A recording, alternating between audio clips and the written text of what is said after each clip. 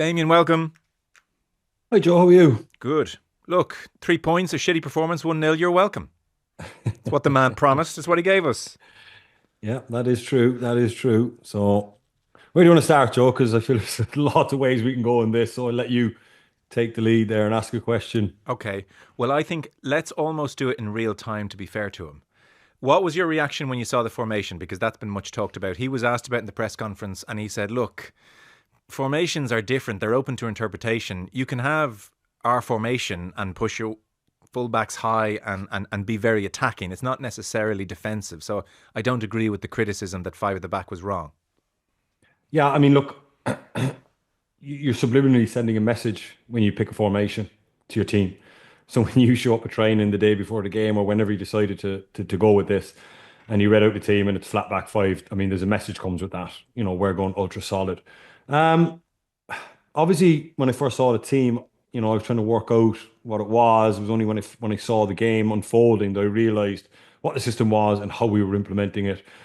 And I, like everyone else, was thinking, Jesus, could we not have a bit more of a go here, or are we really shutting up shop this early against this lot? But then I kind of meditated on it a little bit, and I thought, and I came out the other side of it, and even this morning thinking on it again, I've got a lot of respect for him for doing it, because like football is about wins, right? And we're in a situation where it is we have to win.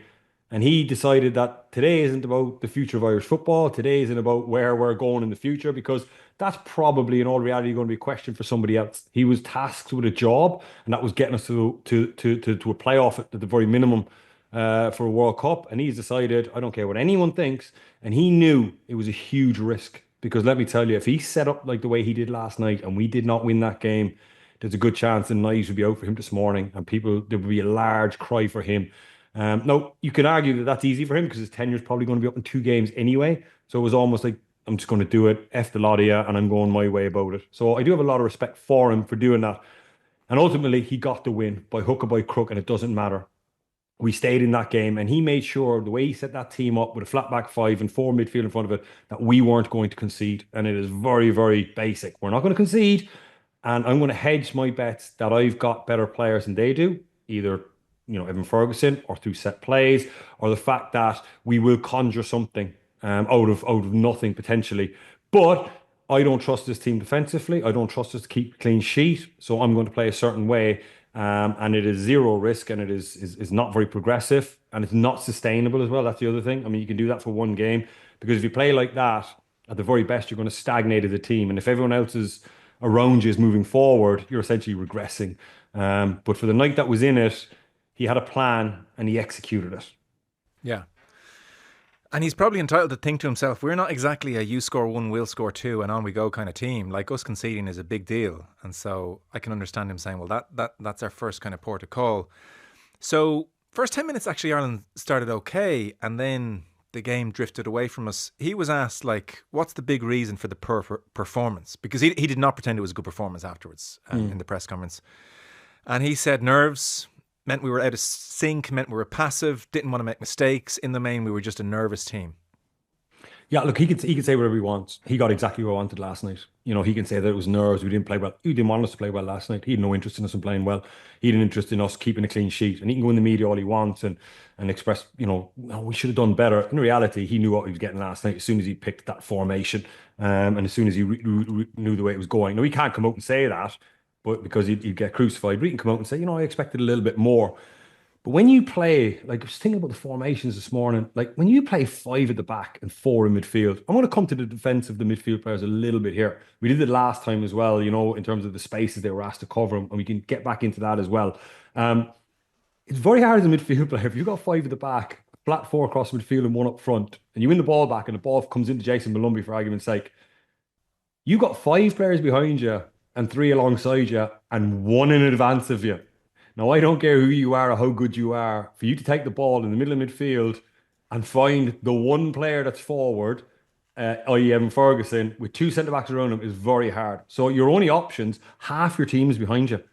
Five players at the back. Your only option is to turn around and go backwards, or at the very best, go into Festia Ebasili, who's on the right hand side and trying to make inroads. Felt sorry for him because every time he got the ball, the lack of options that we had because we were so defensive, is the reason why we didn't play football. Yeah. So I was thinking, like, you can still go defensive and go four at the back and five in midfield. Now I'm going to get real finicky here and real technical, and people may argue that I'm splitting hairs.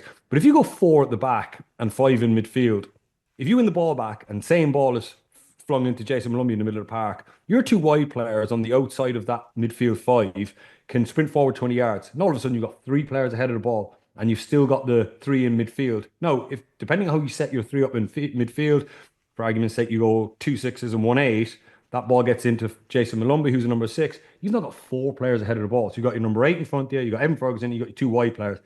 But you still have the solidity of a flat back four in place, and you still have the solidity of your three central midfield players. Yeah. So you might say it's splitting hairs, but it's not. There's a monumental difference in terms of giving players options on the ball. We had no options on the ball. I felt sorry for Festi because, I think he's a decent player. He's a right back, remember, as well. So by the way, we're playing 5-4-1 with a right back on the right-hand side of midfield. Okay, so essentially it's 6 defenders. Finn Azaz was probably the only player really who was of attack-minded persuasion in the whole starting 11. So the message that was sent from the players by the manager, he expected it. I don't think he cares. He doesn't care what anyone thinks at this stage. His job was to get us to the last 2 games in contention, and that's where we are. Yeah, and he's probably thinking as well, what's the point in honing our expansive football with the 2 matches we have left? I mean, it's not like we're going to be doing anything different there either. No. Here's one that was frustrating though. So I think everything you said there is really, really fair. Do you know? And I can see why you respect Hallgrímsson for that, and I sort of do as well, actually. One of the reasons last night was so frustrating is they're a strange team in that for some reason within 25 metres of their own goal, 25 yards of their own goal, they are like an abomination in possession. I mean, some of the worst stuff you'll ever see. And then actually when they get a bit further up the field, they're kind of calm enough. But that back 4, back 5, their goalkeeper, and it costs us nothing to really press them from kickouts. And I mean really press them. And yet we sort of, is this, and they would have known this from Yerevan because it was the same story. It's like we half did it once or twice. Like Finn Azaz played that first time pass to Ferguson when he could have run with the ball, but they gifted it to us without even much pressure that time. And you would have thought, like, God, these are every bit as bad as they were in Yerevan, building up from the back. Fair enough, 5 at the back, fair enough, keep it solid. But like from their kickouts, let them pump it long, or else let's like win it off them up top. And I don't see the downside of that, and I couldn't understand why we didn't do that. Oh, it's an interesting point, Joe, and that was another thing I was thinking about today, and there is a huge downside to it. So when Heimir Hallgrímsson set his team up the way he set his team up, right, you got to ask yourself why. Why does he not trust this team defensively? And I've got a big issue. I don't think we have the mobility in the heart of our defence. Nathan Collins, Darragh O'Shea to an extent, but Nathan Collins gets exposed when he's left in areas of relative large green grass where he has to make decisions. I don't think he's mobile enough. So for you to say there, why don't we just press them high? Well, if you press them high, right, you're expecting the team to either A, play through the press, okay? But another way to beat the press, Joe, is to go over it. So you don't have to play through it.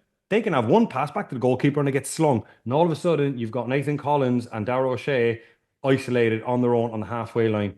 And like you said, when they get in the attacking third, they're quite clever. I would imagine that's something to do with their, I'm just breaking off here in a tangent. I would imagine that's something to do with their upbringing as footballers. They're all brought up to enjoy the ball, to enjoy themselves. They don't focus on the defensive side of it. They're probably playing unstructured football on the parks or the pitches that they have there. Yeah. Whereas you look at us, we're brought up to be kind of solid defenders, Like, is Nathan Collins that slow? Is Darragh O'Shea that slow that they can't handle a 40-yard ball pumped up long? Like, have you forgotten about the game in Yerevan, Joe? Oh, that like, I mean, that is the biggest. That was the biggest lights on moment for Heimir. He went, "Oh my God, we can't do that," because we tried to do it, and on 34 minutes there was a ball went over the top when we had that mad screwball scramble. Yeah. So the first 34 minutes, I think we're doing okay. We're pressing. Evan had that chance.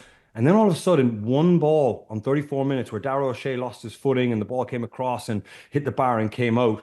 And I think from that moment on, Nathan and Darragh basically went, "Oh my God, we're not getting done in behind anymore." And they dropped off. I remember, I distinctly remember the chat you and me had. Yeah. We said, that's okay. If the back four drops off, you got to get the midfield two with you. right? You got to keep that space condensed. So if you're denying the space in behind, you can't give them space in front of you. So that was on 34 minutes. So you would say for the next 11 minutes, Nathan says, we're not getting done in behind. So Colin and Knight or whoever it was in midfield that night, come back and help me. And then you get to half time and it's up to the manager to go to work and figure out, like, we're Yeah. not sitting in and defending in a low block. But I think the manager just realised I can't ask him to do that Wow. because Okay. these guys are quick, they're sharp. Yeah. And if I ask him to go and press high up the pitch, yes, we might win it back, but there's also a distinct possibility that they won't try and play through the press. They'll just go over it with one long ball. Well, that's what because they're so bad at playing in their own half. I thought they would just go over it with one long ball, and that's different. I take your point about the one on 33 minutes, but like there were a lot of Armenian attacks the last day which were played through the lines, and the final pass was delivered 15, 20 yards from Collins, which is a harder ball to deal with than like goalkeeper pumping it. But if what you're saying is right, how is Nathan Collins playing in the Premier League? That does like it doesn't make sense that he's not able to run. Well, I don't think he's asked to play that in Brentford. You know, if you watch the way Brentford play football, you know, he played in a back three regularly for Thomas Frank. I know this year he's playing in a back four, but they're obviously aware of his limitations and they're obviously aware that he's not as mobile as what perhaps they thought he was, right? So they obviously get bodies around him and they limit his decision-making process that he's going to be exposed. So they understand his limitations and they build a team around him. Like I said before this window, I thought there was an argument for him to be left out of the team because is the manager caught in a situation now where he said, right, mate, Nathan Collins is my captain, so he has to play, but I can't play him in a two. I mean, I would love, right, to release both my fullbacks when the Armenians are starting from a goal kick, release my two wide players, release one of the midfield players, and go full court press, man for man, right? And if they try and play through it, we're going to win it back off them. But there's a good chance they won't play through. They go over it. If they go over it, they are getting direct access to Nathan, who's in a lot of space. You know, and I remember you and me had. I'm not saying it's the same with regards to Harry Maguire. It was the same situation. Harry Maguire was awesome from England in the middle of a back three, where I always used to say to you, he's insulated. Yeah. He'd one either side of him, he'd two sixes in front of him, and you're limiting his decision making so that like any time he does make a decision, even if he does get one wrong, he's never isolated to the point where someone can't come and help him. Whereas if you go full court press, even mid court press, sorry, that's what we did in Armenia away. It was a mid court press, wasn't it? It wasn't. Remember, we never ran down the goalkeeper. We never, so we kind of hedged in that middle block. But as soon as that one ball in 34 minutes went in behind, it was almost like a collective shit. Oh my God, they've done us in behind. So we stopped squeezing up. But then the midfield didn't know whether to stick or twist. The midfield were kind of going, no, we're not holding the mid block anymore. We're now dropping off. And then those gaps appeared and then the wheels came off and it became really frazzled. And then the Armenians got their tails up and they were playing in between us. And so you're adamant that wasn't just a bad night for him, that wasn't just fatigue for him in Yerevan. You think he's actually just that lacking in mobility generally? That's an interesting question. I mean, he's not mobile, right? But I don't think he's immobile either, right? I'm talking about him handling like not Kylian Mbappe over the top, like the Armenian striker. Yeah. No, but I just think that if you see like the problem with centre back, Joe, and I've been caught there, is that like if your team are attacking and you're stood in the halfway line with centre forward and it's just you and him, right? He can dictate to you what happens and you have to react. Like you can't gamble there, but you can gamble to stop the one in behind. But essentially, like, you know, if the ball is short, you have to wait for the ball to be played before you can go, right? The centre forward can gamble and you often see them mixing up signals and stuff like that. So you need to be your decision making has to be incredible, or you have to be really, really mobile. You have to be able to, if the goal is short, you'll be able to go in with the centre forward. Goes in behind, you need to be able to go in behind. I get that. So I just think that Nathan is caught. And the manager probably, after looking at Yerevan, went, you know what? I don't want to find out again if that was an off night. So I'm just going to take all risk out of this. I'm just going to go flat back 5, 4 front. And can they not organise something whereby, look, Nathan, you're going to man mark Dara, you have a bit more speed. Jake, I mean, he's a big guy, he's a bit of speed. I don't know. I haven't really seen him in too many foot races. But like, he's quick. Yeah, he's quick. Okay. Nathan, we're playing up high because we have to press these. It's our best route to win. You mark Dara, if they're playing 2 up top, you mark 2. Jake, you're covering him behind. And if it's just 1 up top, we've got 2 people covering Nathan. Like, come on, like that. Yeah, no, I think if you're going full court press, you can't babysit anyone. Right. It's man for man, right? You just got to do it and you got to commit to it. That leaves us again, that leaves us goose, Damien. Because we're not good enough to play through a team. We're not good enough to play through a team like last night. Our best chance of winning that game is to press them. So, and we can't do that, and we can't play through them. Like. Well, I think that comes back to my earlier point about Heimir, what I said to you. He's not the question of solving the future of Irish football is for another day and probably for somebody else. And he went, I can't get into that right now. Right. I mean, I'm in the midst of like a 6 game run Yeah. where like it's crash bang wallop. I don't have time to adjust. So I'm just going to take all risk out of it, flat back five, four in front, and just hedge my bets on I'm going to nick something. And he got it right last night. Now you need a lot of luck when you do that as well. You need something to go for you, i.e. a red card. And we got 2 red cards, which is went for us. We've a tremendous amount of luck in the last 2 games to get to this stage. Hungarian goal last night, the equaliser, kind of puts us behind the 8 ball, really. And in reality, if it was difficult beforehand, it's even more so now. But I'm just saying that moving forward, Nathan was made the captain. Do you keep him in the team or do you pull him out? Or do you, moving forward, you say, I'm going to go with Dara and Jake? Or maybe, but by the way, this is what I see. You could make equal an argument for the midfield aren't mobile enough to go on a full court press. You understand what I'm saying? So, there's technical limitations, there's tactical limitations, and there's also physical limitations as well, that we don't have players that are as dynamic as required to play the type of football that you're asking for. But if you've got a centre back who can't go all the way in, Yeah. if you've got a centre back that isn't comfortable running in behind into green grass, then that is the future of Irish football that needs to be solved. And that's a question for another day. Whether Heimir gets to answer that or not, I don't know. But at the minute, he's probably just focused on the next 2 games. Yeah. Yeah. Look, I'm not looking for us to press Spain, but Armenia, I just thought. So when we did get the ball, zero shots on target in the first half. The creatives, quote unquote, were Finazaz and Ebisele and obviously Ferguson. So I take your point about the formation not really lending itself to anybody looking especially good when we did win the ball back and they look up and they see one player ahead and the majority behind. But across the board, pre and post red card, what do you make of what we're doing on the ball? Yeah, it's not great, but I will absolutely, die on the hill that you can't play football in that formation. It's impossible. Right. Especially, I mean, you named Finn Azaz as your technical player and Evans your centre forward. I mean, Festia Vasili's a right back. He's not a creative player. He's not going to. You saw him last night. He gets the ball head down, pushes it, and runs. And he ran out of options very quickly because there was nobody. So the only other option then is every time he gets the ball is all my players are behind me. I got to come back inside. So I don't judge last night on that. And I don't think Heimir was looking for that at all. So we need a different setup. No, Armenia are ranked. I forgot what they're ranked. And we're ranked. So if we're doing that against them, when we start playing teams that are ranked in and around us, but again, that's a broader question for the future of Irish football. This is not sustainable. What we did last night is not sustainable. Because by the way, if we didn't get that red card, the best we probably would have got was a 0-0 draw. Now he might have brought subs off the bench and we might have nicked one. But equally, if you bring subs off the bench, i.e. Troy Parrott and Adam Ida, there's going to be more spaces as well. You can't play 4-5-1 with those players coming on the pitch. So at some point, he was going to have to stick or twist. The red card, I think he wasted 12 minutes. Yep. Where he left the formation the same, which I was kind of thinking change it. But maybe he just wanted to let everyone settle. Just calm down. We're not going to panic. Because equally, when I said to you when the manager names a formation, if you're a player on the pitch and substitutions are happening, you get a feel for what the manager wants. Like, if the manager starts bringing on defenders in an already defensive system, you go, well, we're just seeing this out. We're happy with a draw.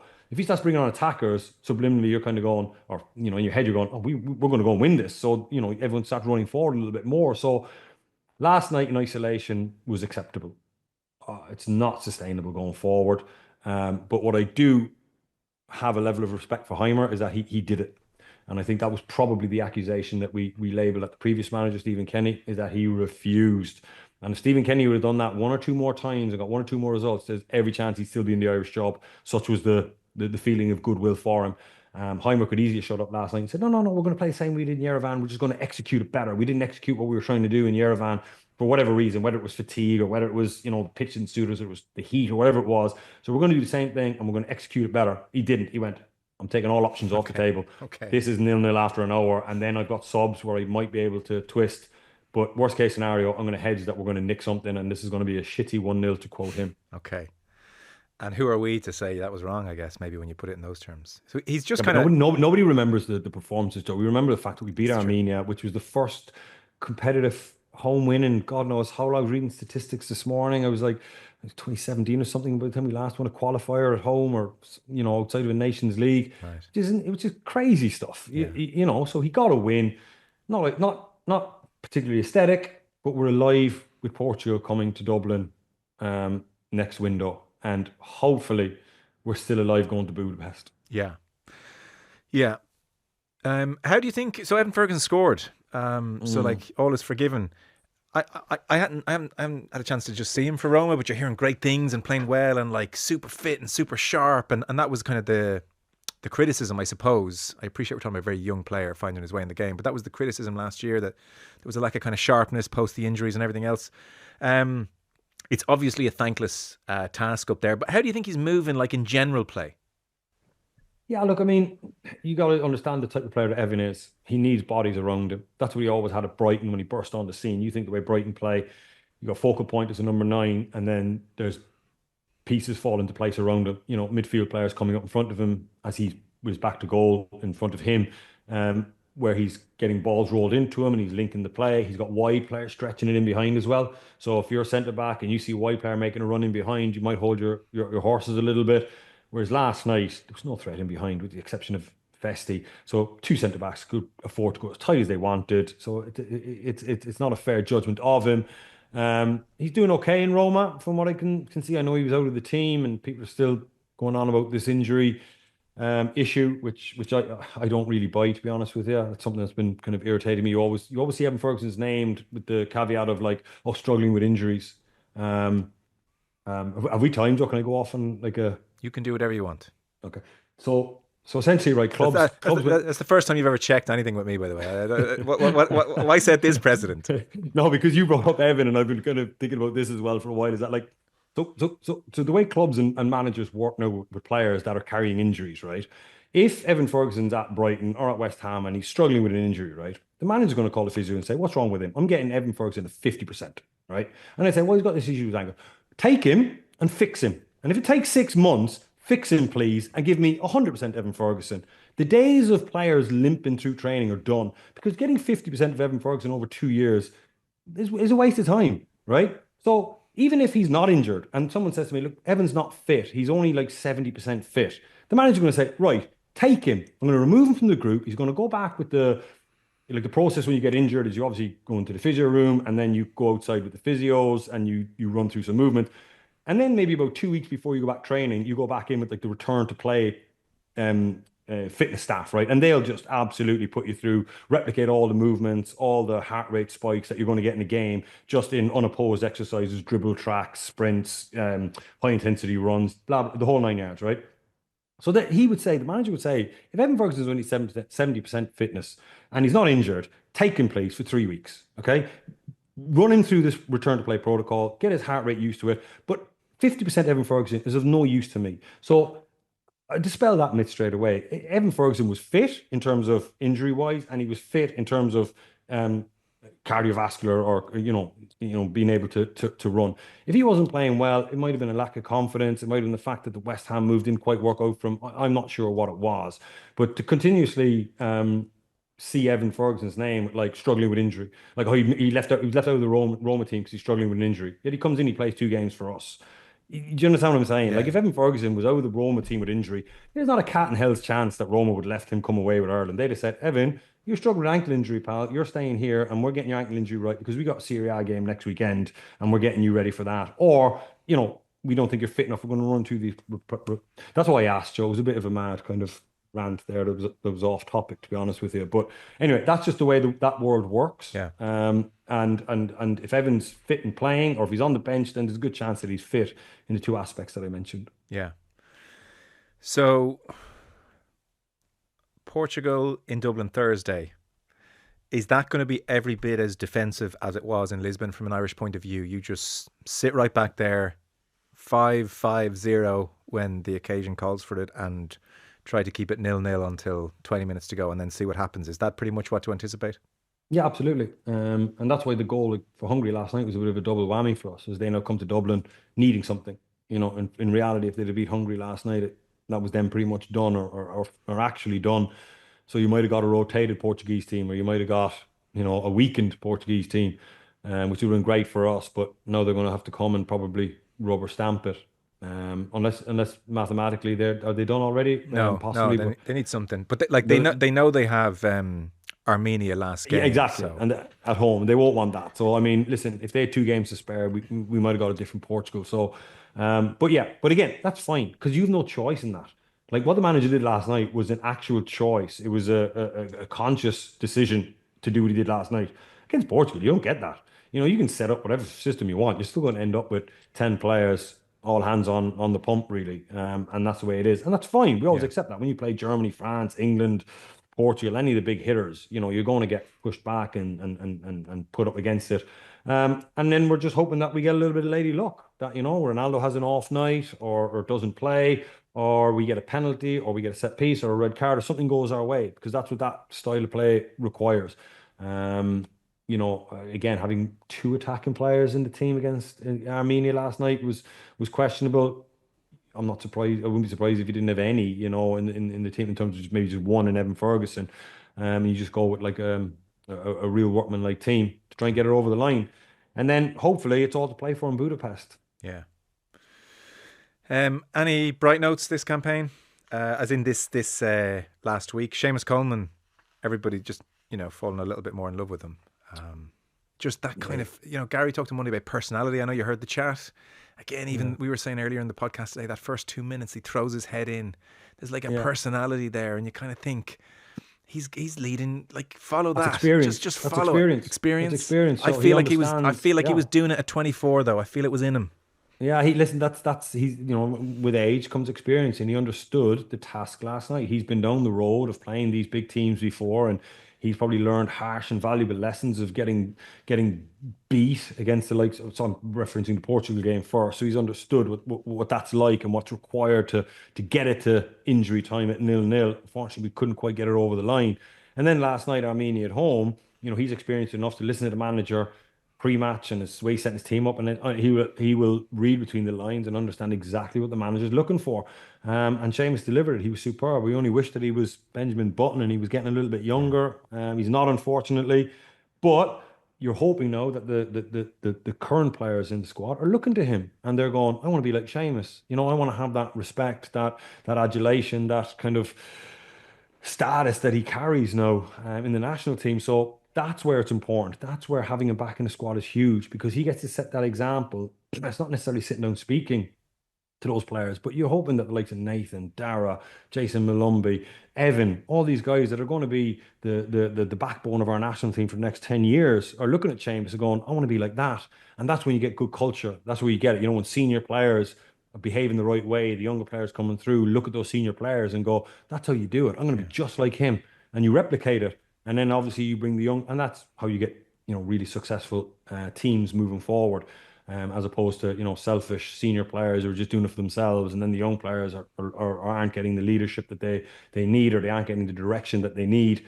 And then, the whole thing gets frayed. And I've been part of changing rooms where that's happened as well. Yeah. But I've also been part of changing rooms where I've had some really good senior players ahead of me, and they teach you, and then it's up to you to teach the generation. When I was older at Crystal Palace, you get the young players in and you behave in a manner that you hope they're watching, and that hopefully sets them in good stead for their careers then. So that's the benefit of having Seamus in last night. Obviously, his performance was amazing, but hopefully some of those guys now that are approaching mid-20s start to take that on board. So, Kamir, I guess a final thought. Let's say for a second, law of averages, Ireland lose 1-0 in Dublin to Portugal. Or even, they nick a 0-0. 0-0 or 1-0 loss. And let's say in Hungary, it's a Lisbon-esque experience, a Lisbon-esque performance, and it's a 0-0 or a 1-0 or a 1-0 loss or something in that vicinity. And Heimir goes out with the approach we can assume he's going to go out with. Where's his stock for you? Where's the kind of argument for persisting with him, or just getting him out of Dodge and moving for, realistically, Duff is on people's minds. Maybe Robbie Keane's on the FAI's mind. I don't know. Maybe even a Stephen Bradley. I don't know. But where is Heimir's stock for you at the moment, based on what you've seen? Well, before this campaign started, I said that the minimum requirement for him was going to Budapest on the last night with something to play for. Because too often we've been out of qualifying or out of anything after the first two games, right? Where it's just all falling apart. I think we probably will get to Budapest, but it'll be a minor miracle where it needs to be a huge goal swing or whatever. Because, I mean, everyone was saying there as well, like, hopefully Armenia can do us a favour against Hungary. Well, if that happens, Armenia would go up to 6 points because they're on 3 at the minute. We're on 4. So then it's like 5-4-3, Hungary, us, Armenia. Armenia would go to 6. So that means Armenia would be 6. They'd be 5 and we'd be 4. So we'd be bottom of the group. So now we'd also be hoping that Armenia get beat off Portugal. So all the permutations are there. I mean, in reality, it's going to be tough for us, Joe. I don't think it's been a successful campaign. I think he's paid the price for that performance in Yerevan. And I think that's the one that will undo him. I don't think there'll be an appetite there for him to stay on, especially if somebody like Damien Duff puts his name forward, or if that becomes a runner or Robbie for that extent as well. But I could see a case where he stays on where, I mean, look how long it took us to get Heimir Hallgrímsson. I mean, it went on for months, Joe. And as much as the FAI tell you it was a thorough process, that is absolutely we were stuck. We had nothing. There was nothing of note. And he was the best that we came up with. So if Robbie or Damien doesn't take it, I could see a scenario where, the FAI just say, look, you've done okay. Not amazing. We're not rewarding you, but we're just going to give you another stab at this, to be honest with you. But if someone like Damien puts his hand up and it's a realistic, viable alternative to Heimer or Robbie for that extent, I don't know how interested Robbie is in taking this job. He's obviously off in Europe now doing his thing. Maybe it's coming a little bit too soon for him. But obviously Damien is unattached. And I think it would be a good fit for us if he came in just with his energy and his no nonsense approach. It would be fireworks and it would be entertaining, but I think it's probably what we need at the minute, a big personality to come in and to just take this team by the scruff of the neck and get it to go somewhere. So to answer your question, I think we don't qualify in reality. I know that might seem pessimistic, but we do require results to go our way, and it's a tall order. So then it has to be seen as not a success for Heimer. That Yerevan performance, I think he will think about that in years to come of where that performance came from and how they put up that poor performance. So that's probably the best summation I can give for you right now. No, that's fair. That's fair. And you do think, looking at the players, there's more in them? Absolutely. You do? Absolutely. Like the players aren't that bad. I mean, you're telling me we've got a centre half captain who can't run. Like, that's okay. But we have other options at centre back. I think Jake O'Brien. I was watching playing. It surprises me how actually quick he is once he gets moving. He's 6'6", I think, Jake, and he does shift. In fairness to him, I think he's the type of player that has that confidence to stay in isolation on the halfway line and be like, right, if you spin in behind, I'm okay. You might get there before me, but you're not going to get there before me and get straight in on goal. I'll get back around and be able to shepherd you wide. And equally, if the ball goes in short, I'm quite comfortable going in there. And if you want to have 2 or 3 touches, I think Darragh O'Shea's a decent player. I think John Egan is an option as well. I think Festy at right back, looking at him last night, is an option. He's prototype modern day player. He's mobile. Obviously, you'd want his quality to come up a little bit, but he's still young. And then at left back, I think Ryan Manning is great. I mean, I know defensively he can be ropey at times. Again, as an attacking entity, he's superb. We do need to get some players in the midfield. I know Connor Coventry was added to the squad. Cullen Malumbi, Smallbone. We probably do need more in there. So as critical as I am of the centre backs, I think we could do with something in midfield. In the top area of the pitch, we've got some good players. Yeah, we do. But we just need a manager that can get the balance right, not being too gung ho open, i.e. Stephen Kenny, or too defensive like we were last night. So listen, there's always hope, Joe. We're not that bad. I mean, you look at the players and the level they're playing at. It's just someone needs to come in and give them the confidence, give them the belief, and give them a formation that they believe in, and bring the best out of us. I'm not saying it's going to fix it overnight, and that Damien Duff's going to come in all of a sudden we're going to qualify for World Cups. But I think most of the Irish football in public, I don't want to speak for them, but for me, as long as you're seeing progress, as long as you're seeing light at the end of the tunnel, we're going somewhere. Something's happening here. It might be slow and it might be a number of years, and then it's a broader picture then for the FAI to get the structures in place where we are bringing through players with the academy systems and stuff like that. But the minute, you probably say there's not much light at the end of the tunnel, and I think that's the bit that drives people crazy, because it's like, when is this going to get good again? At least if someone said to you, look, this is going to be good in 5 years, you go, okay, fine, we'll get through this for the next 5 years, and then we'll start having players. But there's light at the end of the tunnel. I know 5 years is a long time. Yeah, but, Jesus, 5 years. What? I said that as well myself. No, I mean, to get to the end game of where you want to go. What, winning the World Cup? Like, I'm not waiting 5 years to beat Armenia. There's incremental advances within that 5 years where you go, oh, well, that's quite good. You know, we Okay. get maybe win the Nations League group and get promoted up or whatever it may be, you know, Yeah. or we get close, we get to a playoff or a World Cup. So there's little incremental bits moving forward. So I think it's just that people just want hope, people something to cling on to. And unfortunately, performances last night, people are going, no, we're not going back to that. We are not being that full time. And I think that was the reason why people were so upset last night because they're like, we can't go back to that. We're just not. Yeah. And I don't think we will. It was a needs must moment. Oh, absolutely, yeah. Okay, let's talk again in 5 years, my man. Let's do that. Damien, that's probably the next time I play golf with you, Joe. Yeah. We haven't seen much of you recently. It's been noted. That was great. Thanks so much. Much appreciated. Damien Delaney. Cheers, man. Yeah, Joe. Thanks, buddy.